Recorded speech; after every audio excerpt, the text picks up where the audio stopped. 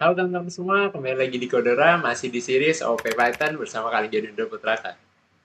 Di video ke-9 kali ini, kita akan membahas tentang kelas dan objek, yang dimana kelas dan objek ini adalah salah satu fundamental yang ada di Object-Oriented Programming. So, tanpa berlama-lama lagi, langsung masuk ke pembahasannya, guys.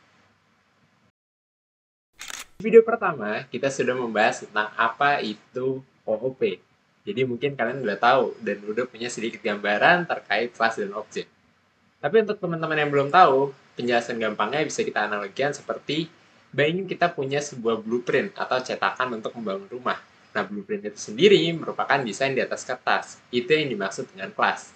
Blueprint ini yang mendefinisikan ada berapa kamar di dalamnya, di mana letak dapurnya, dan terbuat dari apa bahan temboknya.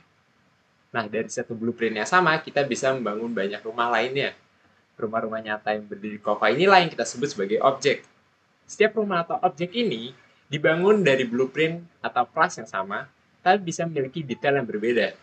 Misalnya warna cat yang berbeda atau taman yang berbeda. Atau contoh lainnya, kita punya kelas mahasiswa, yang dimana objeknya ini bisa jadi mahasiswa 1, mahasiswa 2, dan memiliki atribut berupa nama, NIM, dan juga metode seperti dapat belajar dan dapat memperkenalkan diri. Nah, buat kalian yang masih bingung tentang apa itu kelas dan objek dan bagaimana sih cara menggunakan kelas dan objek di dalam Python, kita langsung masuk ke sesi coding. Oke teman-teman, kita masuk di sesi coding untuk pembahasan terkait kelas dan objek. Di sini kita akan membuat program terkait mahasiswa. Di sini kita buat dulu kelas mahasiswa, yang dimana kelas mahasiswa ini memiliki atribut berupa nama, NIM, dan juga jurusan. Nah, untuk membuat konstruktornya, di sini kita bisa menggunakan underscore init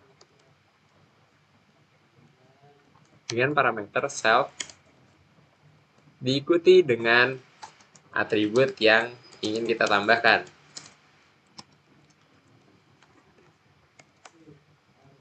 Nah, di sini kita bisa membuat konstruktor langsung dengan memanggil self ini, titik, lalu nama atributnya.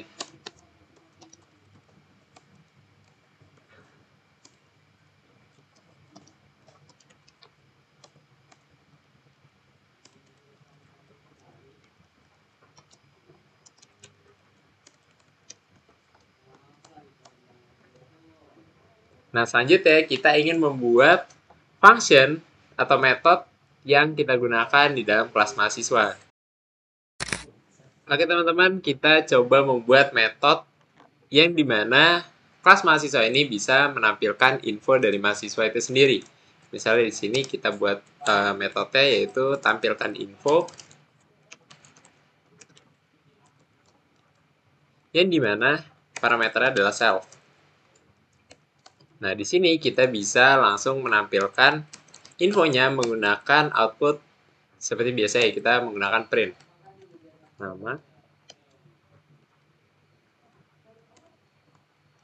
Nah, untuk menampilkan nama ini, kita berbeda dengan biasanya kita pada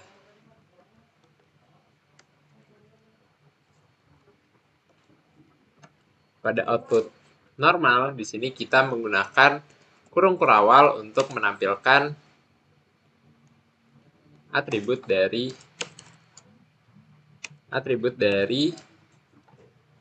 si kelasnya.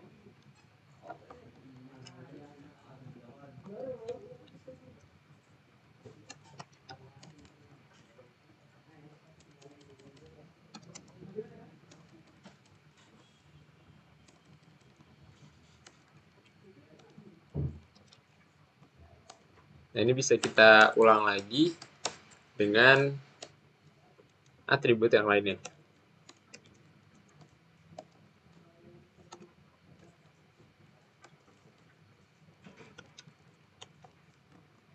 Nah, dengan begini, kita sudah bisa membuat yang namanya kelas. Nah, untuk membuat objek, itu dapat dengan kita membuat yang pertama-tama seperti mendeklarasikan sebuah variabel. diikuti dengan sama dengan, lalu kita panggil nama kelasnya. Nah, di nama kelas ini baru kita tambahkan atribut sesuai dengan urutan yang ada pada constructor yang sudah kita buat, yaitu di sini constructor dideklarasikan dengan init.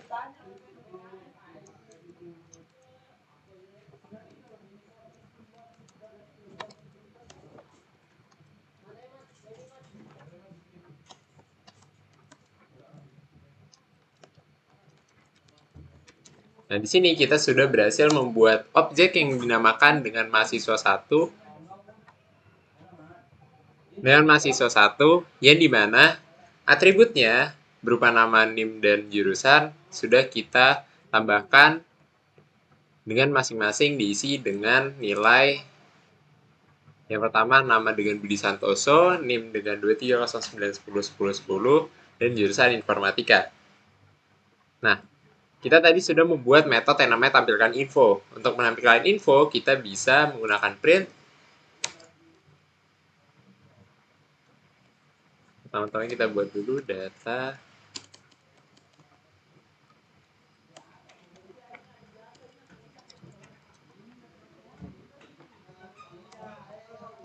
Nah, untuk memanggil metode atau function yang ada pada kelas, kalian bisa pertama mendeklarasikan dulu nama objek ya, yang sudah kita buat, lalu kita titik dan kita panggil metode yang ada di dalam kelas tersebut.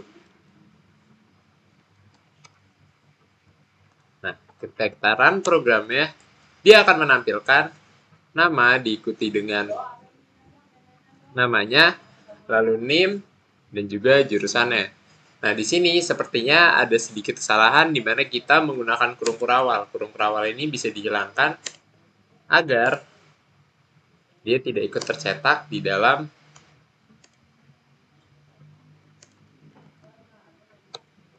Nah, dengan begini kita bisa menampilkan tanpa diikuti oleh format yang kita tulis di dalam metode dari mahasiswa. Oke teman-teman semua, sekian dari video ke-9 yang membahas tentang kelas dan objek. Sekarang kalian sudah tahu salah satu fundamental utama di dalam Object Oriented Programming. Di video ke-10, kita akan membahas tentang apa itu abstrak di dalam Object Oriented Programming. So stay tune dan tetap semangat ngoding. Sampai jumpa di video selanjutnya. Bye.